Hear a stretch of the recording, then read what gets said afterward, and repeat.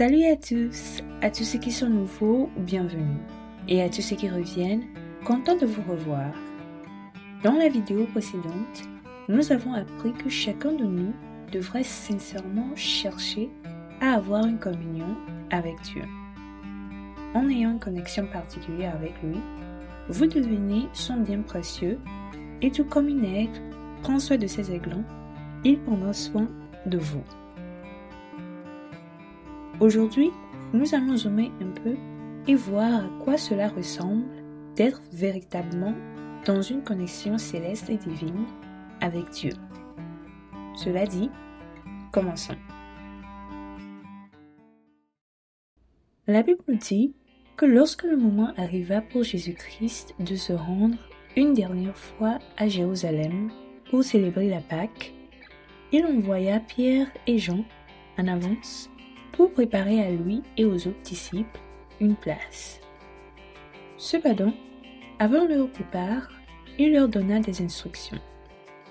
Et pour connaître ces instructions, lisons le livre de Luc, le chapitre 22, le 10e au 13e verset, qui dit: Il leur répondit: Voici, quand vous serez entrés dans la ville, vous rencontrerez un homme portant une cruche d'eau. Suivez-le dans la maison où il entrera, et vous direz au maître de la maison: Le maître te dit, où est le lieu où je mangerai la Pâque avec mes disciples? Et il vous montrera une grande chambre haute, meublée. C'est là que vous préparerez la Pâque. Ils partirent et trouvèrent les choses comme il leur avait dit, et ils préparèrent la Pâque. Amen. Avant de déballer ces versets, il est important de noter que, bien que Jésus-Christ se rendait régulièrement à Jérusalem pour célébrer la Pâque depuis l'âge de 2 ans, il n'y avait pas de résidence fixe. Ainsi, lorsqu'il demanda à Pierre et à Jean d'aller préparer un lieu, ce n'était pas comme s'il possédait ou louait là-bas un lieu auquel il avait constamment accès. Si nous revenons au verset, nous pouvons voir que dans ces instructions, Jésus a demandé à ses disciples de suivre un homme portant une cruche d'eau jusqu'à une maison.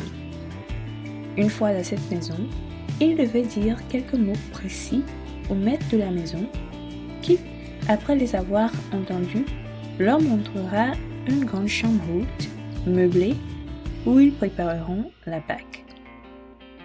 Et le verset 13 dit qu'ils partèrent et trouvèrent les choses comme Jésus le leur avait dit, et ils préparèrent la Pâque.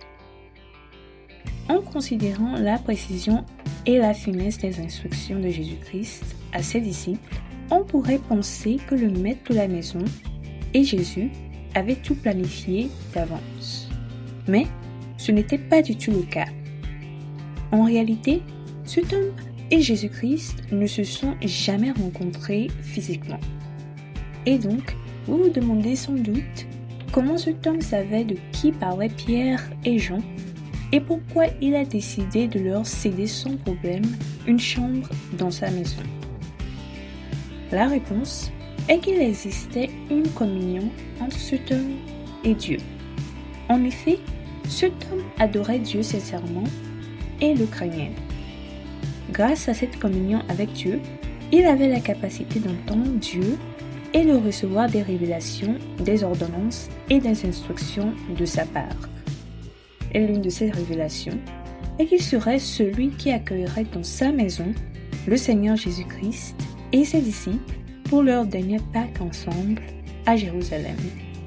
Et parce que cet homme valorisait beaucoup sa communion avec Dieu ainsi que ses bienfaits, il n'avait pas du tout hésité à leur céder sa grande chambre haute et meublée.